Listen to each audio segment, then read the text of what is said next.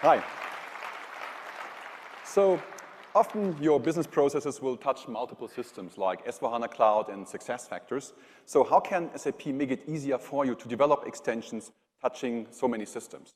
So let's take an example. Imagine you need to assign technicians to a task for a customer project. And that assignment is triggered via a new service order in the S/4HANA Cloud. To ensure that you have all the technicians available at the right time, you want to ensure they are not on vacation and want to look that up before in SuccessFactors. So how would that work in an extension? So let's tackle this now in 3 steps. So the first step is about the connectivity and adding such systems. So if we go here to the Cloud Platform account, adding such a system is really as easy as pairing your smartphone with your hands-free in the car. So let me just show you how this is done. You provide this with a name. You provide the type for this system, and you get an integration token. So that integration token I just copied over to the clipboard, and I switch over to my S/4HANA Cloud system. Provide here the new integration token to the S/4HANA Cloud system, and that's it. Now the S/4HANA Cloud tenant is paired with your Cloud Platform account.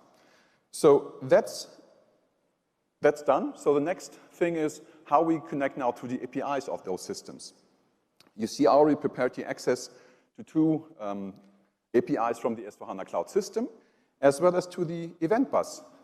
And the event bus is powered by SAP Cloud Platform Enterprise Messaging.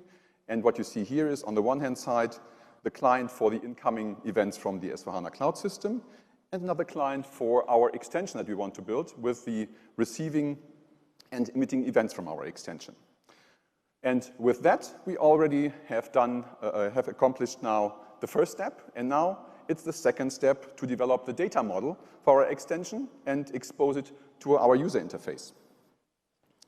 So for that, I switch over here to the code, and this code has been developed with the Cloud Application Programming Model, or short CAP, using Core Data Services. And you can see here the 3 entities that we need for our extension: the actual appointment, the person, in our case the technician, as well as the team calendar with all the appointments.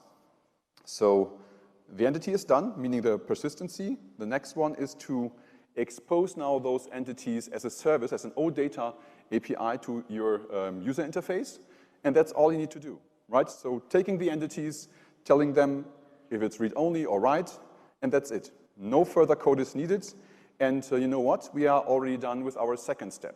Pretty easy. So the third step now is the development of our business logic. And we start here with accessing the API endpoints that I have just shown to you. Secondly, telling the Cloud Application Programming Model to look for the event. And once the event is raised, a new service order is created. We go into the code to retrieve the service order, getting all the metadata for it, using SAP Cloud SDK to know the response you get from the S/4HANA Cloud system. You look up the technicians in the local persistency that we had developed with CAP. You see here the person entity that we look up. And then we check in SuccessFactors if the technicians are on vacation. And based on all that information, we then can create and find out the right service appointment for the S/4HANA Cloud system. And then finally create a timesheet entry for the service order in S/4HANA Cloud. And as a small thing to add, we even want to raise another event to the event bus by simply saying we want to inform the event bus once a technician appointment has been scheduled. So this is all we had to do. So we have accomplished all our 3 tasks. And what we will now do is test our extension quickly. So this is our extension. And what we will do, we will try to create a new service order in the S/4HANA Cloud system for Wednesday 25th. And we see there is somebody already with a vacation here. So I have already now created the service order. If we can switch the screen so that we also see. Thank you very much. So this is now the new service order that I want to create for the 25th of September. clicking on save, and now the service order is created, and we should see now here, hopefully, that the new service order is there. Voila, it's there. It was so easy to do. We have the service order assigned to the technician, and we went through the complete flow of our application. So meaning, with the components I have shown to you right now, with the extension factory, the cloud application programming model, the cloud SDK, enterprise messaging, all working together, it becomes much easier for you to quickly develop such extensions with a clear focus on your business domain.